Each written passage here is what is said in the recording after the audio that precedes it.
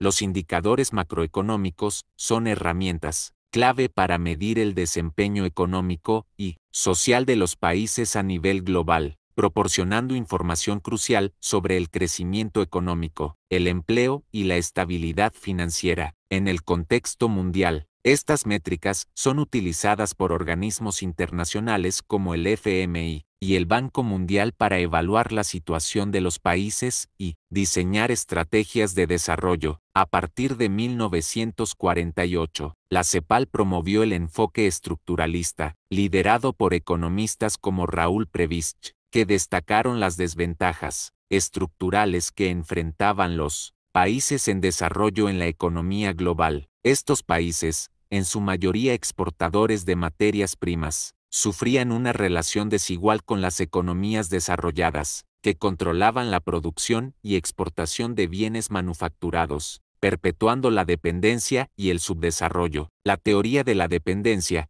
también desarrollada por pensadores como René Falletto, expandió esta idea al analizar cómo las estructuras económicas y políticas internacionales contribuían a mantener a los países periféricos en una posición subordinada. En el plano geopolítico, Yves Lacoste subrayó, como el control del conocimiento geográfico y del territorio eran herramientas de poder utilizadas por las potencias globales para dominar regiones estratégicas en Asia, África y América Latina. Estos continentes, marcados por la colonización y el neocolonialismo, han experimentado diferentes trayectorias de desarrollo y subdesarrollo, con Asia logrando avances notables en industrialización y crecimiento tecnológico, mientras África y América Latina siguen luchando contra problemas estructurales derivados de su integración en un sistema económico global desigual. El proceso de desarrollo y subdesarrollo, reflejado en cambios sociales y económicos, tiene un impacto significativo en la calidad de vida y las dinámicas políticas de estas regiones. Mientras algunos países emergentes han logrado superar la dependencia económica, otros siguen enfrentando retos en su búsqueda por alcanzar un desarrollo equitativo y sostenible, dentro de un sistema global que favorece a las economías más poderosas. Los conceptos de indicadores macroeconómicos, teoría estructuralista, CEPAL, desarrollo y subdesarrollo, y las teorías de Prebisch, Lacoste y Falletto, tienen aplicaciones clave en la comprensión del contexto mundial, ya que estos marcos teóricos ayudan a interpretar cómo las economías nacionales interactúan con la economía global y cómo las estructuras de poder afectan el desarrollo de los países. A continuación, te explico cómo estos conceptos se aplican en el contexto mundial. Indicadores macroeconómicos. Los indicadores macroeconómicos como el PIB, la inflación, el desempleo, la balanza comercial y las tasas de interés, son fundamentales para medir el desempeño de las economías nacionales. Estos datos permiten a los gobiernos y a las organizaciones internacionales, como el FMI o el Banco Mundial, tomar decisiones políticas y ajustar sus estrategias de acuerdo a la salud económica de una nación. A nivel global, los indicadores macroeconómicos permiten comparar el crecimiento entre países, detectar crisis financieras y facilitar el comercio internacional. Por ejemplo, un país con una inflación descontrolada, como fue el caso de Venezuela, experimenta devaluaciones de su moneda, lo que impacta en su capacidad de comercio internacional. Por otro lado, países con un crecimiento constante en su PIB, como China, muestran una capacidad de expansión económica que les otorga influencia en las relaciones internacionales. Estructuralismo cepalino, 1948. Este enfoque económico, desarrollado en gran parte por la Comisión Económica para América Latina y el Caribe, CEPAL, desde 1948, se basa en el análisis de las estructuras económicas de América Latina. Según el estructuralismo cepalino, América Latina sufre de un desarrollo desigual, debido a la dependencia de la exportación de materias primas y la importación de productos manufacturados. Raúl Prebisch uno de los principales teóricos del estructuralismo, argumentó que el sistema económico mundial estaba dividido entre centro países desarrollados y periferia países en desarrollo, donde la periferia quedaba en desventaja. Se promovió la industrialización por sustitución de importaciones y sí, es decir, que los países latinoamericanos debían fomentar su propia producción industrial para reducir la dependencia externa.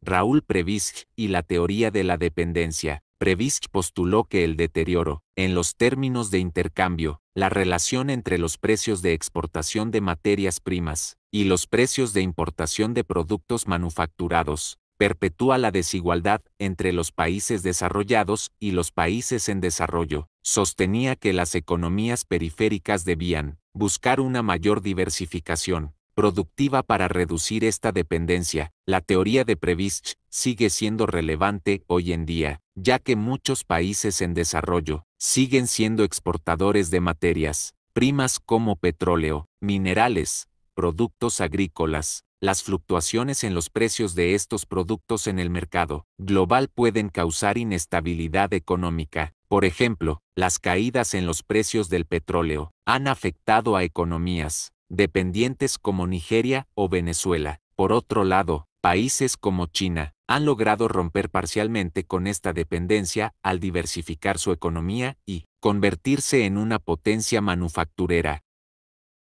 René Falletto y la relación centro-periferia. Falletto, dentro de la teoría de la dependencia, planteó que la dinámica de subdesarrollo no solo es económica, sino también social y política. Los países periféricos no solo dependen económicamente de los países desarrollados, sino que también están subordinados a decisiones políticas y acuerdos comerciales desiguales. Esta dinámica se observa en las relaciones comerciales entre grandes potencias y países en desarrollo. Por ejemplo, muchos acuerdos comerciales entre África y Europa perpetúan la dependencia de África en la exportación de materias primas sin valor agregado. Los países africanos exportan materias primas como cacao, pero importan chocolate a un precio mucho más alto, lo que perpetúa una balanza de pagos negativa. Esto ha llevado a que algunos países en desarrollo busquen alianzas sur-sur como los BRICS, Brasil, Rusia,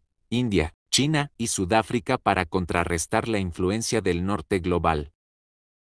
Yves Lacoste y la geopolítica del subdesarrollo. Lacoste destacó el uso de la geografía como un instrumento de poder por parte de las potencias mundiales. El conocimiento y control del territorio eran fundamentales para el dominio de las regiones en desarrollo. La obra de Lacoste es aplicable en el análisis de los conflictos por recursos naturales, como el control del petróleo en el Medio Oriente o las disputas territoriales en África y Asia. Las potencias mundiales suelen intervenir en estas regiones no solo por razones humanitarias o políticas, sino para asegurar su acceso a recursos estratégicos. Un ejemplo actual es la creciente influencia de China en África, donde invierte fuertemente en infraestructura a cambio de acceso a recursos naturales.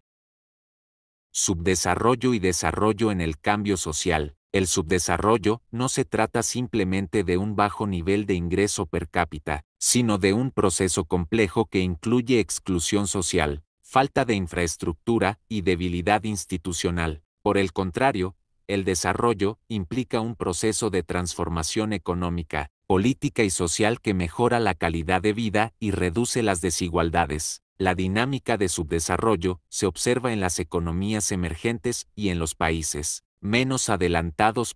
Las estrategias para fomentar el desarrollo, como las políticas de microcrédito en Asia, ejemplo de Bangladesh con el Grameen Bank, o las políticas de redistribución de la riqueza en América Latina, buscan reducir la pobreza y fomentar la inclusión social. A nivel global, se debate si el crecimiento económico por sí solo es suficiente para alcanzar el desarrollo, o si son necesarias políticas más equitativas y sustentables para asegurar un progreso duradero.